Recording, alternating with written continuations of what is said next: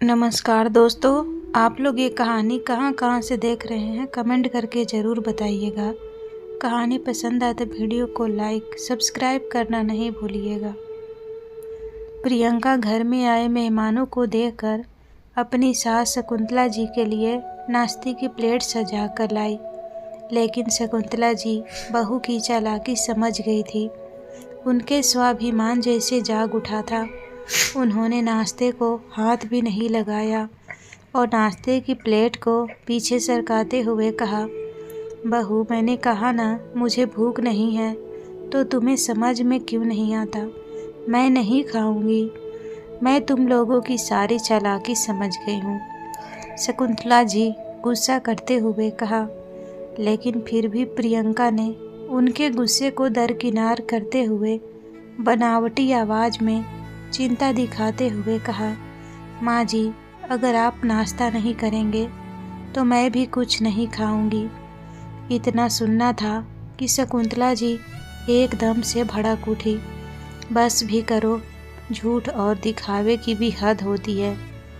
शकुंतला जी समझ रही थी कि बहू अपनी बुआ सास को सुनाने के लिए इतनी मधुर आवाज़ में बात कर रही है, वरना तो इसकी आवाज़ में कांटे ही लगे होते हैं। इधर प्रियंका मन ही मन सोच रही थी कि बस और 2 दिन कैसे भी करके कट जाए, उसके बाद तो बुआ जी और फूफा जी चले ही जाएंगे। फिर इस बुढ़िया की कौन इतनी चाकरी करेगा। और शायद शकुंतला जी अपनी चालाक बहू के मनोभावों को अच्छी तरह समझ रही थी कि उसका अगला कदम क्या होगा। वह भी कुछ और कहना ही चाहती थी कि तभी उनका पोता सोनू जाकर उनके गले से लिपट गया। अपने दुलारे सोनू का स्नेही स्पर्श पाकर शकुंतला जी का हृदय पिघल गया। सोनू ने दादी के गाल सहलाते हुए कहा, दादी आप जल्दी खाना खाओ ना, फिर आप मुझे कहानी सुनाना और मेरे साथ खेलना। अगर आप नाश्ता नहीं करेंगे तो मैं भी नहीं करूँगा। तभी पास बैठी शकुंतला जी की ननद सुमित्रा जी ने भी कह दिया, अरे भाभी, बहू और तुम्हारी नोक झोंक तो चलती रहेगी। अब तुम जल्दी से नाश्ता कर लो। तो शकुंतला जी को भी उनकी बात माननी ही पड़ी, क्योंकि एक तो उनका प्यारा पोता सोनू उनसे कह रहा था और दूसरा वह अपनी ननद सुमित्रा जी के सामने भी बुरी नहीं बनना चाहती थी, क्योंकि एक सुमित्रा जी ही थी जो उन्हें हमेशा सपोर्ट करती थी, वरना बाकी सभी रिश्तेदारों को तो बेटे और बहू से अच्छे अच्छे और महंगे महंगे उपहार और पैसे देकर अपनी तरफ मिला लिया था। शकुंतला जी ने सुमित्रा जी से कहा, आप भी चलिए दीदी, साथ में नाश्ता करते हैं। तो उनका आग्रह मानकर सुमित्रा जी भी उनके बगल में आकर बैठ गई और दोनों एक साथ नाश्ता करने लगी। उधर प्रियंका बहुत खुश हो रही थी कि कम से कम बुआ जी के सामने उनका इम्प्रेशन अच्छा रह गया और माँ जी कुछ नहीं कर पाई। इधर नाश्ता करते हुए सुमित्रा जी ने कहा, सच में भाभी, तुम्हारी बहू में और कोई गुण हो या ना हो, पर एक बात है कि वह खाना तो बहुत अच्छा बनाने लगी है। सही कहती हो जीजी, और वह लोगों को मूर्ख भी बहुत अच्छा बनाती हैं। ना चाहते हुए भी शकुंतला जी की आवाज़ में एक दर्द सा घिर आया था, जिसे सुमित्रा बुआ ने अपनी अच्छी तरफ से देखा था, लेकिन उसे अनदेखा करते हुए वह खाने की तारीफ करने लगी, क्योंकि वह नहीं चाहती थी कि अभी फिर से सास बहू में कोई महाभारत छिड़ जाए। सुमित्रा जी ने बड़े ही प्यार से अपनी भाभी को अपने हाथ से एक और खिलाते हुए कहा, सच में भाभी, काश आज भैया जीवित होते तो उन्हें अपने परिवार को देखकर कितनी खुशी होती और वह इस नटखट सोनू के साथ खेलकर कितना आनंदित होते। अच्छा ही हुआ जीजी वह इस दुनिया में नहीं है, वरना आज वह भी मेरी तरह रो रहे होते और अपनों के ही ठगे जाने से बिल्कुल अंदर ही अंदर ख़त्म हो चुके होते। आज तो शकुंतला जी के मन की कड़वाहट ख़त्म होने का नाम ही नहीं ले रही थी। शायद पिछले 2 साल में उन्होंने बहुत कुछ सह लिया था जो कि अपने पति के रहने पर वह नहीं चाहती थी, पर आज उनके मुंह से ना चाहते हुए भी कई सारे कड़वी बातें निकल रही थी जो सुमित्रा जी अच्छी तरह से समझ रही थी और एकांत का इंतज़ार कर रही थी कि भाभी के साथ उन्हें एकांत मिल जाए तो वह उनके मन की व्यथा समझ सके। इसीलिए धीरे से बोली, कोई बात नहीं भौजी, हैरान परेशान ना होइए, अभी अच्छे से नाश्ता कर लेते हैं, रात में हम दोनों ननद भौजाई एक साथ खूब बतियाएंगे। शकुंतला जी और सुमित्रा जी दोनों में बहुत ही अपनापन था। जब उनकी यही भाभी ब्याह कर आई थी तो सबसे पहले अपनी ननद सुमित्रा से ही उनकी दोस्ती हुई थी जो आज तक कायम है। बस भौजी अब तनिक हंस भी दो, तुम खुश रहा करो, बस हमको और कुछ नहीं चाहिए। सुमित्रा जी अभी भी शकुंतला जी को हल्का करने के लिए मजाक किए जा रही थी, लेकिन इधर शकुंतला जी के मन में कुछ था जो कि बाहर आने को बेताब था। अभी भी वह ना रह पाई तो बोल ही पड़ी, बस जीजी यह काफ़ी है जो यह चाहती हैं कि मैं खुश रहूं, वरना इस घर में बाकी लोगों को तो सिर्फ इस बात से मतलब है कि कब यह बुढ़िया टन बोले और कब इन सारी संपत्ति पर अपना हक जमाए। बस भौजी अब यह सब छोड़ो, चलो ना कुछ और बात करते हैं। समझदार और अनुभवी सुमित्रा बुआ ने प्रियंका के चेहरे का रंग बदलता हुआ देख लिया था, इसीलिए बड़ी कोशिश करके उन्होंने विषय बदल दिया और बातचीत का विषय कहीं और मोड़ दिया। ऊपर से बड़े ही प्यार से प्रियंका से बोली कि जाओ बहू, 2 कप चाय बना लाओ, तुम्हारे हाथ की चाय भी पीकर देख लेते हैं। लेकिन उस समय प्रियंका को उन दोनों की बातें सुननी की पड़ी थी, इसीलिए वह वहाँ से उठना नहीं चाहती थी।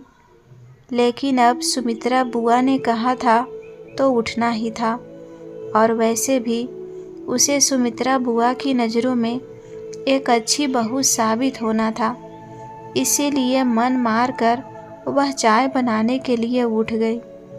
इधर सुमित्रा बुआ के मन में कुछ बात थी जो वह अपनी भाभी से पूछना चाहती थी, बस उन्हें एकांत की प्रतीक्षा थी।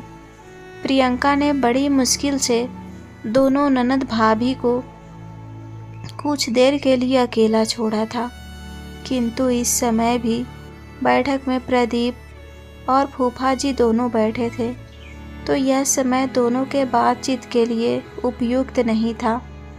इसीलिए सुमित्रा जी शकुंतला जी से कुछ बाहर की और औपचारिक बातें करने लगे। लेकिन तभी शकुंतला जी ने फिर से कहा, जी इन दिनों में छोटी छोटी बात पर रोना आ जाता है, समझ में नहीं आता कि मुझे क्या होते जा रहा है। किसी भी चीज़ में खुशी नहीं मिलती है, बस यह एक सोनू ही है, इसे देखकर ही जी रही हूँ। लेकिन बहू इसे भी मेरे पास नहीं आने देती, वह तो तुम आई हो, इसीलिए बहू सोनू को मेरे पास आने दे रही है और कुछ देर छोड़ रही है, नहीं तो सोनू को भी बस अपने से ही चिपकाए रखती है, जैसे कि मैं कोई डायन हूँ और अपने ही पोते को खा जाऊंगी। यह सब कहते हुए शकुंतला जी को आश्चर्य हुआ कि सुमित्रा जी ने उसकी बात पर जरा भी आश्चर्य नहीं दिखाया कि प्रियंका अपनी सास के साथ ऐसा व्यवहार कर रही है और उनके पोते से भी दूर कर रही है। लेकिन सुमित्रा बुआ बहुत समझदार और व्यवहारी थी। उन्होंने संयुक्त परिवार में रहकर काफ़ी सारा नाटक देखा था, इसीलिए इस वक्त भी वह बात को नहीं बढ़ाना चाह रही थी। सुमित्रा जी अपने ज़माने की पढ़ी लिखी थी। अपने गांव में वह सबसे पहले ग्रेजुएट थी, इसीलिए गांव में तो उनका दबदबा था ही, और अब इस घर में भी उनकी काफ़ी चलती थी। यहाँ तक कि उनका भतीजा प्रदीप भी उनसे डरता था, और प्रदीप की देखा देखी प्रियंका भी अब थोड़ा उनसे बच कर रहने लगी थी और उनके सामने अपना इम्प्रेशन बनाने की कोशिश करती थी। लेकिन वह दोनों भले ही कितने भी अच्छे बन जाए, वह तो अपनी भाभी के चेहरे की लकीरें देखकर और आंखों का सूनापन देखकर ही समझ गई थी कि उनके बेटे और बहू कितने पानी में हैं। वह तो बस बात को बढ़ाना नहीं चाहती थी, इसीलिए कब से माहौल को सामान्य और हल्का करने की कोशिश में बीच बीच में हल्के हल्के मजाक कर रही थी और शकुंतला जी का मूड अच्छा रखने की कोशिश कर रही थी, क्योंकि उसे अच्छे से पता था कि वह तो अपने पति के साथ चली जाएगी। पीछे से भाभी को तो अपने बेटे बहू के साथ ही रहना है, इसीलिए वह कोशिश कर रही थी कि सास बहू के बीच कोई कड़वाहट ना आए। रात को सोते समय सुमित्रा जी ने अपनी भाभी से कहा, भाभी आपके कंगन कहाँ गए? इतना सुनते ही शकुंतला जी की आंखें भर आई। क्या हो गया भाभी, आप रोने क्यों लगी? अब दीदी आपको क्या बताऊं, उस कंगन की कहानी भी कोई त्रासदी से कम नहीं है।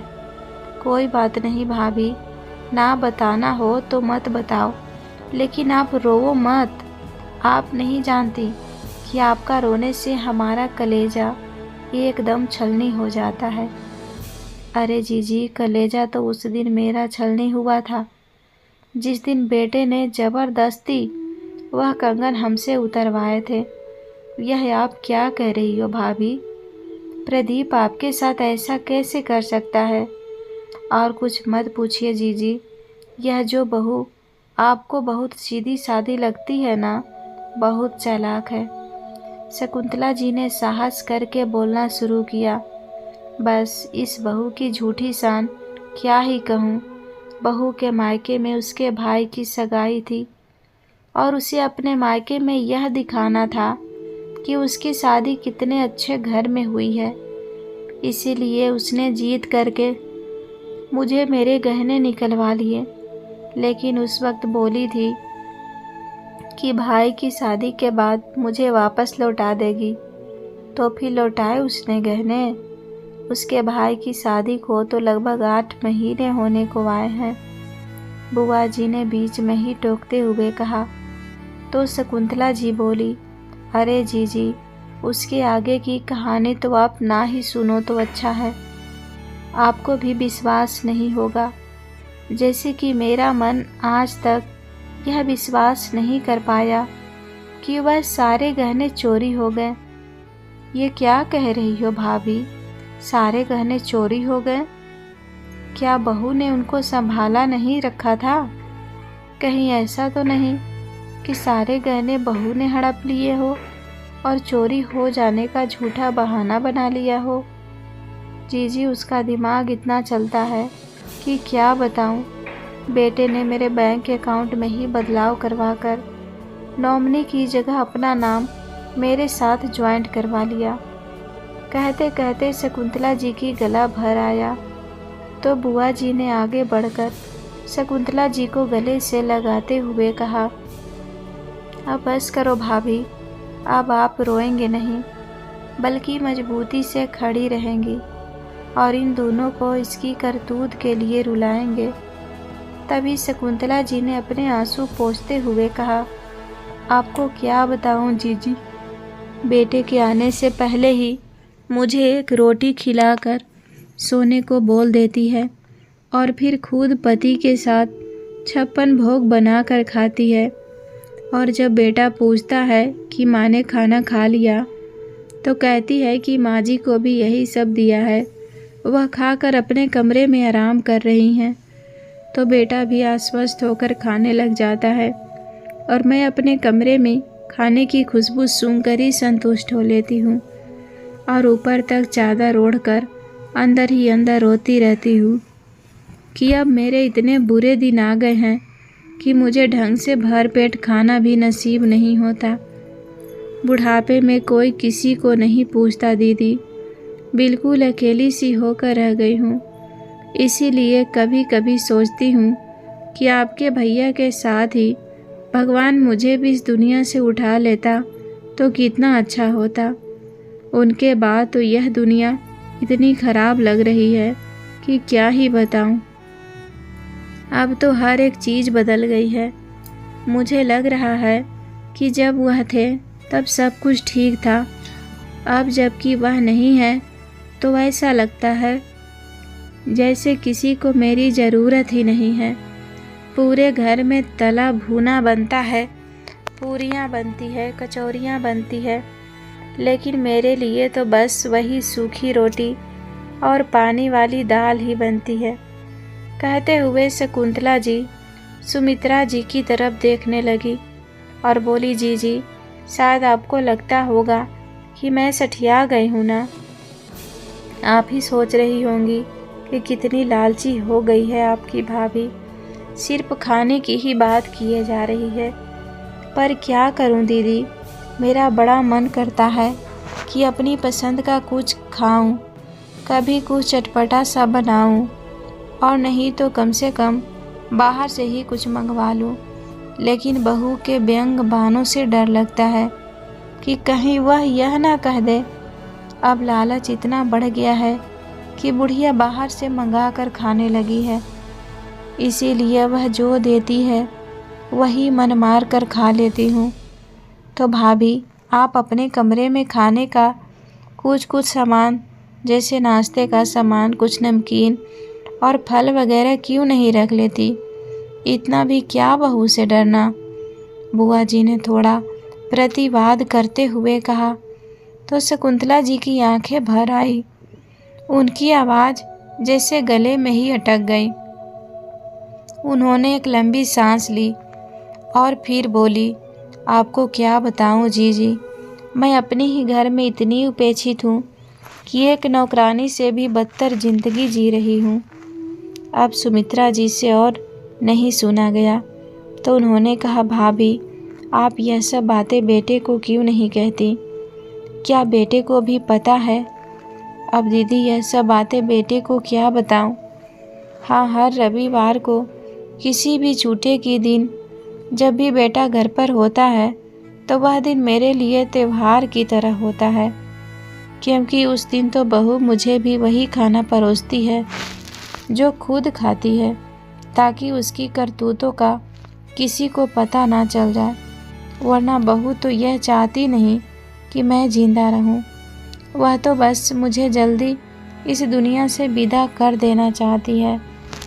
अब दिन प्रतिदिन इसी वजह से तो मैं कमज़ोर होती जा रही हूँ। पर यह सब बातें क्या बताने की है?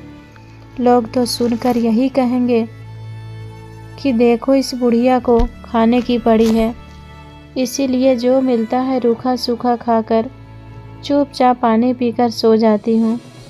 जब बहू ही ऐसी है तो हो सकता है मेरा बेटा भी यही चाहता होगा कि मैं जल्दी से दुनिया से चली जाऊं। शकुंतला जी ने कहा तो बुआ जी उन्हें बीच में ही टोकते हुए बोली, नहीं भाभी, बेटा ऐसा कभी नहीं सोच सकता। मेरा मन तो यही गवाही देता है कि बहू की माँ ने उसके कान भर डाले होंगे, वरना बहू भी ऐसा नहीं सोच सकती कि वह अपनी सास को ही अलविदा कर दे। और रही बात प्रदीप की, तो प्रदीप तो वैसा हरगिज नहीं सोच सकता। सुमित्रा जी की बात सुनकर अब शकुंतला जी ने खुद को समेटना शुरू कर दिया। उन्हें लगा कि इतना भी खोलकर किसी से बात करना सही नहीं है। कोई उनके मन की बात नहीं समझेगा, चाहे वह कितना भी दिल खोल कर रख दे। लेकिन खुद अपने ही बेटे की बुराई करने में उनका भी जुबान कट रही थी। इतना बड़ा सच वह कैसे बता सकती थी कि उनके बेटे के मन में भी अपनी माँ के लिए कोई प्यार नहीं है। वह कैसे बताए कि अब बेटे की नज़रें भी बदलने लगी है। अपने बेटे के व्यवहार से साफ लगता है कि उसे अपनी माँ से कोई मतलब नहीं है, पर वह मन में यही सोच रही थी कि यह तो उनके हिस्से की बात है और उनके हिस्से की लड़ाई है जो उन्हें खुद ही लड़नी होगी।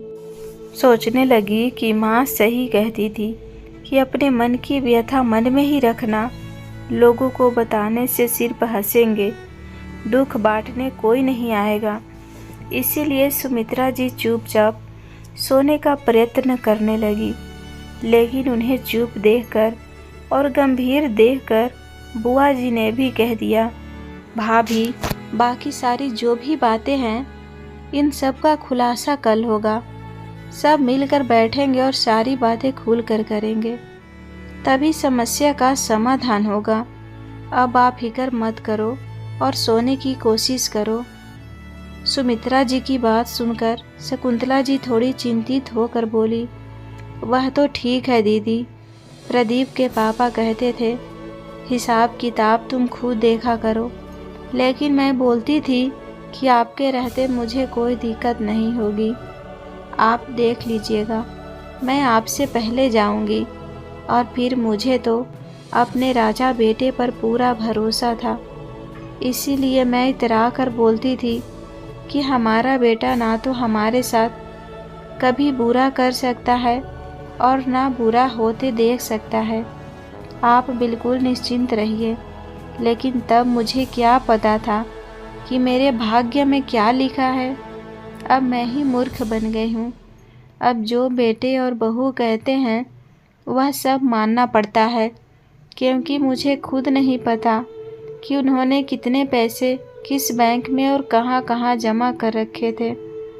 अब सब उनके नाम हो गया है तो मैं क्या कर सकती हूँ। तभी तो जो सूखी रूखी पकड़ा देती है वही खाकर गुजारा करना पड़ता है। वैसे तो सुमित्रा जी उनकी बात सुनना चाहती थी, लेकिन तभी उन्होंने बरामदे में किसी की चलने की आवाज़ सुनी। उन्हें लगा कि शायद प्रियंका या प्रदीप में से कोई उनकी बात सुन रहा है, इसीलिए उन्होंने थोड़ा ज़ोर से ही कहा, बहुत बातें हो चुकी है भाभी, अब हम लोग कल बातें करेंगे, अब सोने की कोशिश करो।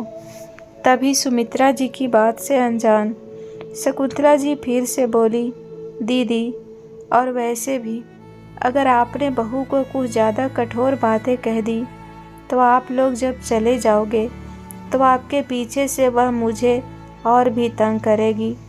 चाहे कुछ भी हो, मुझे रहना तो उनके साथ ही है। अगर आपने कुछ ज़्यादा ही कह दिया तो कल को हो सकता है दोनों मुझ पर और भी अत्याचार करने लगे। इसीलिए कुछ सोच समझ कर ही बात करना। ठीक है भाभी, बस सब कुछ आप मुझ पर छोड़ दो, हम खुल कर सारी बातें करेंगे और बहू और बेटों को तो बताना ही पड़ेगा कि वह गलत कर रहे हैं। अब आप सोने की कोशिश करो। पर शकुंतला जी की आंखों में नींद कहाँ थी। वह तो बस यही सोच रही थी कि पता नहीं कल क्या होने वाला है। जीजी ने बेटे और बहू को ज़्यादा ही कह दिया तो कहीं आमने सामने वाली लड़ाई न हो जाए। कुछ देर तक ऐसे ही सोच में डूबी हुई शकुंतला जी को कब नींद आ गई उन्हें पता ही नहीं चला। भाभी के सो जाने के बाद सुमित्रा जी बहुत ही संभल कर उठी और दबे पांव अपने पति किशोर जी के कमरे की तरफ बढ़ गई और अंदर जाकर उन्हें हिला कर उठाया तो वह चौंक कर उठे। क्या हुआ सुमित्रा, तुम अभी तक सोई नहीं हो? किशोर जी ने कहा तो सुमित्रा जी धीरे से बोली, सुनिए जी, मुझे आपसे ज़रूरी बात करनी है। और कुछ ही देर में उन्होंने शकुंतला जी के बेटे बहू की सारी बातें अपने पति किशोर जी को बता दी। तो दोनों ने प्लान बना लिया कि कल सुबह हमें क्या करना है। अगले दिन सुबह नाश्ता करने के बाद किशोर जी ने प्रदीप से कहा, प्रदीप, क्या तुम आज अपनी गाड़ी घर पर छोड़कर जा सकते हो? अगर तुम आज ऑफिस किसी प्राइवेट टैक्सी या कैब से चले जाओ तो अच्छा होगा, क्योंकि आज थोड़ा मैं और तुम्हारी बुआ बाजार जाएंगे और साथ में भाभी को भी घुमा लेंगे। प्रदीप के लिए तो यह एक विस्फोट था ही। उधर रसोई में खड़ी प्रियंका के कान भी खड़े हो गए। अरे यह क्या कह रहे हैं फूफा जी? इनकी इतनी हिम्मत कैसे हुई कि घर की गाड़ी मांग रहे हैं? मन ही मन बड़बड़ाते हुए वह रसोई से बाहर आ गई। उसने यह भी ध्यान नहीं दिया कि पीछे से सोनू रो रहा है। बस अपनी पैर पटकती हुई सोनू को डांटते हुए अपने कमरे में चली गई। प्रदीप भी प्रियंका के पैर पटकने के हिसाब से समझ गया था कि प्रियंका नाराज हो गई है और अब तो उसकी खैर नहीं। इसीलिए उसके पीछे पीछे कमरे में जाने के लिए बहाने ढूंढने लगा। इधर गैस पर रखा हुआ दूध उफान रहा था तो उधर कमरे में अंदर प्रियंका का गुस्सा उफान रही थी। हद तो हो गई बेशर्मी की। इन्होंने तो इस घर को अपना घर ही समझ लिया है। आखिर इनकी तुमसे गाड़ी मांगने की हिम्मत कैसे हुई, वह भी माँ जी को बाहर घुमाने के लिए? सच में इनके तो बुढ़ापे में भी शौक ख़त्म नहीं होते। लगता है आपकी माँ बुढ़ापे में और भी जवान होते जा रही है। प्रदीप जैसे ही कमरे में पहुंचा तो प्रियंका ने बड़बड़ाना शुरू कर दिया। तभी प्रदीप ने कहा, प्रियंका तुम्हें पता नहीं है, यह जो हमारी बुआ जी हैं यह बहुत ही चालाक है और फूफा जी भी उन्हीं की जुबानी बोलते हैं। मुझे तो लगता है उनको कहीं हम पर शक तो नहीं हो गया है। अगर इन्हें हम पर शक हो जाएगा फिर तो हम इस मकान पर भी कब्जा नहीं कर पाएंगे और माँ की सारी संपत्ति भी हमें उनके जीते जी नहीं मिलेगी। इसीलिए अभी तुम चुप रहो। यह सुन प्रियंका ने चिढ़ते हुए कहा, तुम जरा सोचो प्रदीप, अगर माँ जी को रोज़ इतना स्वादिष्ट खाना खाने की आदत पड़ जाएगी तो कल को जब बुआ जी और फूफा जी चले जाएंगे तो उनकी उम्मीद तो यही रहेगी ना कि हम उन्हें ऐसा ही स्वादिष्ट खाना खिलाते रहें। उसकी बात सुनकर प्रदीप भी चिढ़ कर बोला, अरे तुम छोड़ो न यह खाना वाना। अभी तो हमें यह ध्यान रखना है कि हमने जो माँ के दस्तखत करवाए हैं वह सब पेपर संभाल कर रखें और कोशिश करके बुआ जी और फूफा जी को खुश रखें, ताकि कोई भी ऐसी वैसी नौबत ना आए और बात ना बढ़ जाए। प्रियंका अभी भी प्रदीप की बात से सहमत नहीं थी। उसके दिमाग में पता नहीं क्या चल रहा था कि उसने भी तपाक से कहा, मुझे समझ में नहीं आता प्रदीप कि तुम इतना डर क्यों रहे हो, जब घर हमारे नाम हो चुका है और माँ के गहने भी मैंने अपने पास रख लिए हैं। फिर किस बात का डर है?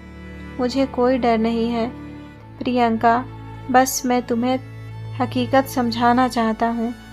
प्रदीप ने कहा तो प्रियंका बोली, अगर तुम्हें डर नहीं है ना तो इस बार बुआ जी या फूफा जी कुछ भी कहें कि हम माँ जी का ठीक से ध्यान रखते हैं तो उन्हें कह देना कि वह उन्हें अपने साथ ले जाए। प्रियंका तुम्हें होश भी है कि तुम क्या बोल रही हो? प्रदीप ने कहा तो प्रियंका चिल्लाकर बोली, हाँ मुझे होश है कि मैं क्या बोल रही हूँ और मैं तुम्हारी तरह बेवकूफ़ नहीं हूँ। अब तक सोनू चुपचाप बैठा रहा। उसे शायद बहुत ज़ोर की भूख लगी थी, इसीलिए वह और ज़ोर ज़ोर से चिल्लाने लगा। तभी प्रियंका का गुस्सा आया और उसने खींचकर एक तमाचा सोनू के गाल पर जड़ दिया। प्रदीप ने सोनू को उठाकर सीने से लगा लिया। उसे कुछ समझ नहीं आ रहा था कि वह प्रियंका को कैसे समझाए। तभी बाहर से बुआ जी की आवाज़ आई, भाभी आज आप चाय बनाओ ना, आपके हाथ की चाय पीने का बहुत मन कर रहा है।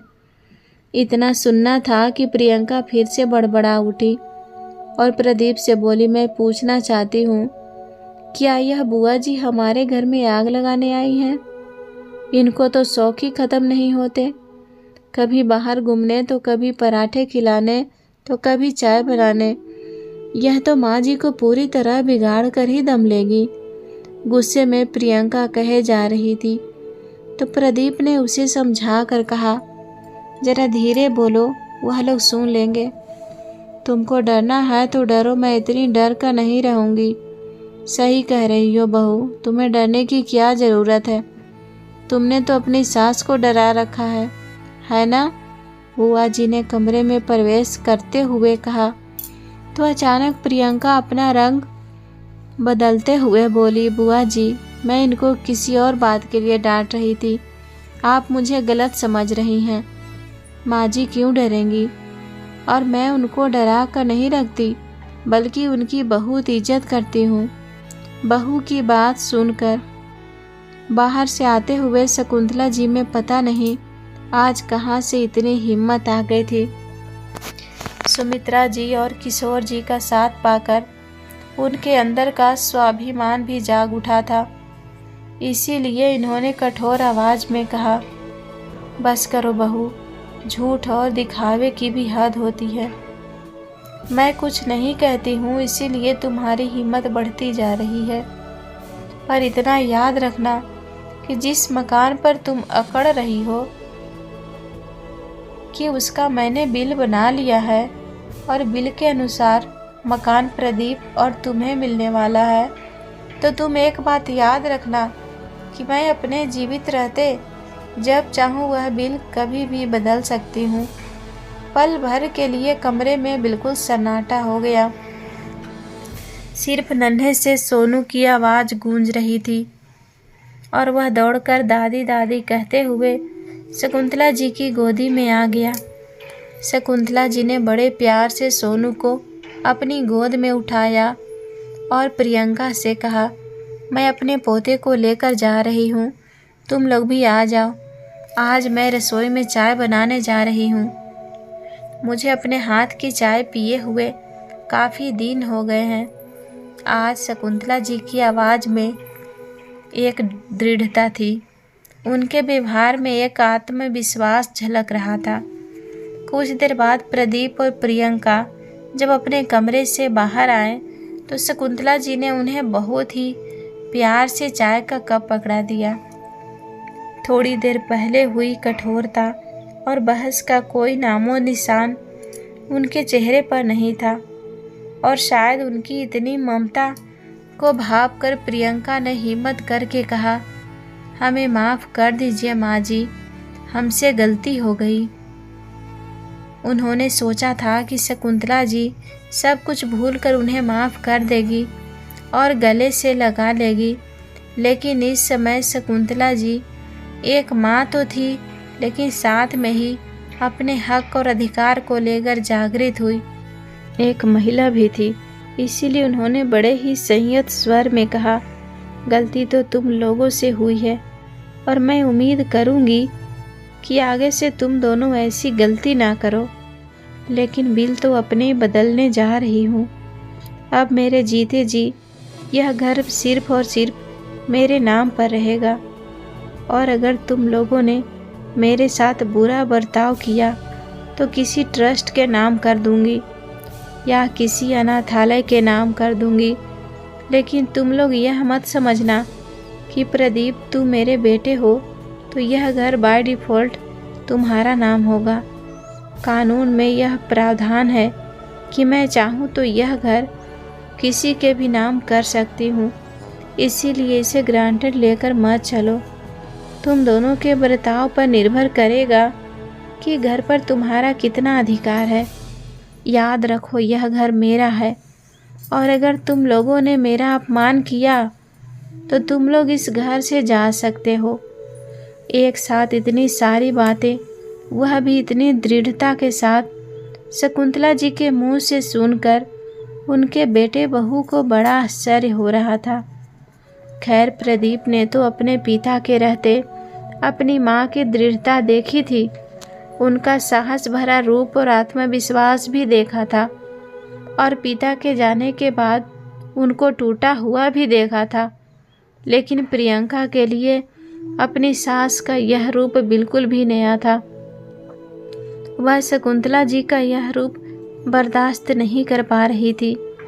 उस समय चाय की मिठास में रिश्तों में भी मिठास आई हो, ऐसा ज़रूरी नहीं था। लेकिन प्रियंका और प्रदीप को यह समझ में आ गया था कि अगर वह अपनी माँ के साथ गलत करेंगे तो उनके साथ भी बहुत गलत हो सकता है। पर प्रियंका अभी प्रदीप से यही कह रही थी कि यह सारी पट्टी बुआ जी और फूफा जी की पढ़ाई हुई है, वरना हमारी माँ जी तो भोली भाली हैं, उन्हें इतना कैसे पता होता। प्रदीप को पहले से ही आत्मग्लानि हो रही थी। अब प्रियंका की बात सुनकर उसे थोड़ा सा गुस्सा आ गया, तो उसने कहा, बस करो प्रियंका, अब तुम ऐसा कुछ नहीं करोगी जिससे माँ नाराज़ हो। याद रखना, वह हमें घर से निकाल भी सकती है। और अब तो मुझे भी यह एहसास हो रहा है कि मैं भी अपनी माँ के साथ गलत किया है। ज़रा सोचो, कल को सोनू भी हमारे साथ ऐसा करे तो हमको कैसा लगेगा। खैर प्रियंका यह सब नहीं सोच रही थी, वह तो बस यही सोच रही थी कि सास ने अगर इस घर से निकाल दिया तो सच में उन्हें मुश्किल हो जाएगी। अगले दिन सुबह शकुंतला जी, सुमित्रा जी और किशोर जी जब शहर के लिए निकले तो बाहर एकांत पाकर शकुंतला जी बोली, सच कह रही हूँ जीजी, कल बेटे और बहू को इतना कुछ कहते हुए मुझे तो बहुत डर लग रहा था, लेकिन आप दोनों ने मेरा इतना साथ दिया और सब चीज़ इतने अच्छे से समझाया कि मैं उन दोनों को डांटकर अपनी बात कह पाई। तभी सुमित्रा जी ने कहा, बस भाभी, अब ऐसे ही स्ट्रांग बनी रहना, लेकिन याद रखना यह दोनों अंदर से अभी नहीं बदले हैं, क्या पता शायद आगे भविष्य में बदल जाए। लेकिन अभी जो उनके अंदर बदलाव देख रही हो वह सिर्फ अपनी बारे में सोच कर रहे हैं, इसीलिए हमेशा अपना ध्यान रखिएगा और यह भी ध्यान रखना कि आपके साथ कुछ गलत या न्याय न हो। बाकी हम तो हमेशा आपके साथ ही हैं। तभी किशोर जी ने कहा, और भाभी, हमारे अलावा आपके साथ कोई और भी है और वह है कानून। तो शकुंतला जी हल्के से मुस्कुरा दी। खैर घर आने के बाद सुमित्रा जी और किशोर जी अपने घर की ओर निकल गए। उस दिन के बाद नाश्ते की टेबल पर शकुंतला जी के लिए भी वही खाना लगता था जो सबकी प्लेट में होता था। आज अपनी विजय पर शकुंतला जी मुस्कुरा रही थी कि और मन ही मन सोच रही थी कि अब खुद के साथ भेदभाव या न्याय नहीं होने दूंगी, और साथ ही साथ सुमित्रा जी और किशोर जी का भी धन्यवाद कर रही थी कि अगर वह लोग नहीं आते तो वह कभी भी अपने हक की लड़ाई के लिए इतनी हिम्मत नहीं जुटा पाती, क्योंकि उन्हें तो यह पता ही नहीं था कि वसीयतनामा कभी भी बदला जा सकता है। इसीलिए दोस्तों, हर इंसान को हमेशा अपने हक और अधिकार के बारे में जागरूक रहना चाहिए, ताकि कभी भी उनके साथ कुछ गलत ना हो। तो दोस्तों, आपको यह कहानी कैसी लगी कमेंट करके ज़रूर बताइएगा। कहानी पसंद आए तो वीडियो को लाइक करें। मास्टर स्टोरी चैनल को सब्सक्राइब करना ना भूलें। धन्यवाद।